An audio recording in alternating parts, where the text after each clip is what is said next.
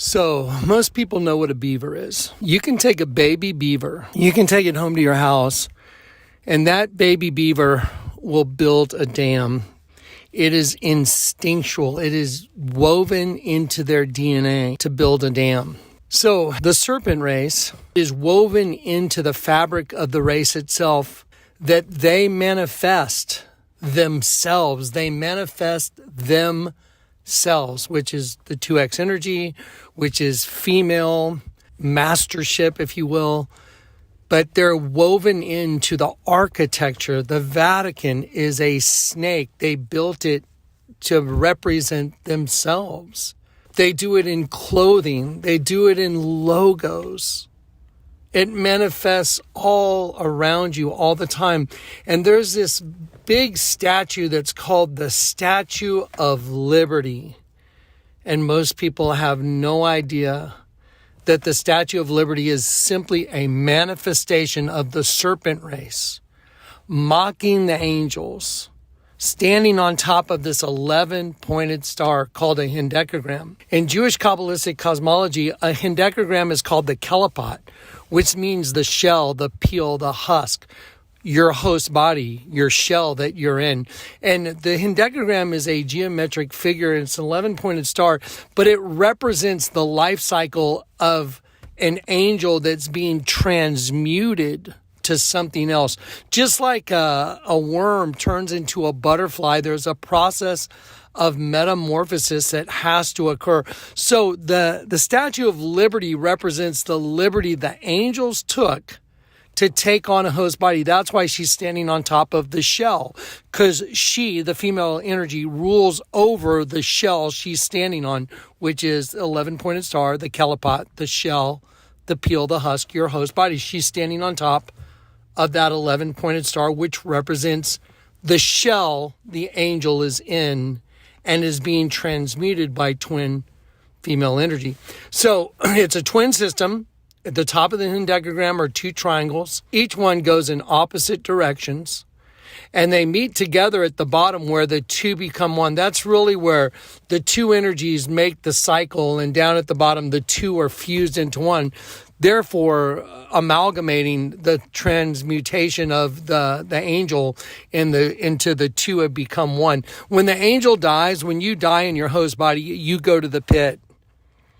And in Revelation 9, the locusts, the shapes of the locusts, it says to assimilate. So you are assimilated into a race of locusts, and Satan is the king of the locusts from the pit. That's why you see the king of the locusts of the pit is the altar in the Vatican, which is the giant bug harvesting semen. But you're transmuted. Every angel is transmuted into a locust from the pit. You know why? Because the angel didn't know he was in a war from the day he was birthed into the system. Ready for round two? I didn't know this was a fight. That's why you're losing. He's birthed into the system. He thinks, oh, wow, you grow up a little bit. You have some fun, I guess, through your parochial school in high school. You go to college where you're trying to figure out how you're going to make money and take care of yourself, and then marry and have kids and take care of them and then die. That's what the world's all about? No, that's what her system is all about.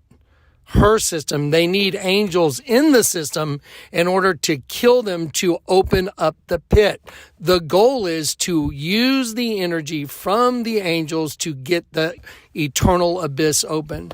So when that abyss opens in Revelation 9, out come the locusts. So the locusts that the female energy's been producing since the beginning of the world, they've been killing angels through the host body, sending that angel to the pit to be transmuted into a locust.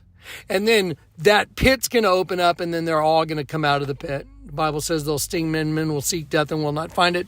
They'll desire to die, and death will flee from them. So the whole thing is a big horror movie on steroids that you were never able to see. Think about that. At least in the alien movies like Alien Covenant and all these horror movies that in some way, shape, or form actually intersect our world we live in. I mean, those movies have some truth in them, a lot of truth in them, but you're able to see the enemy in those movies. Like in this world, you can't even see your enemy and it's as horrifying as an alien movie. But it's undercover, and the only way to see it is to invert the world, and you'll see the monster. Turn the world upside down, you'll see the evil witch behind everything.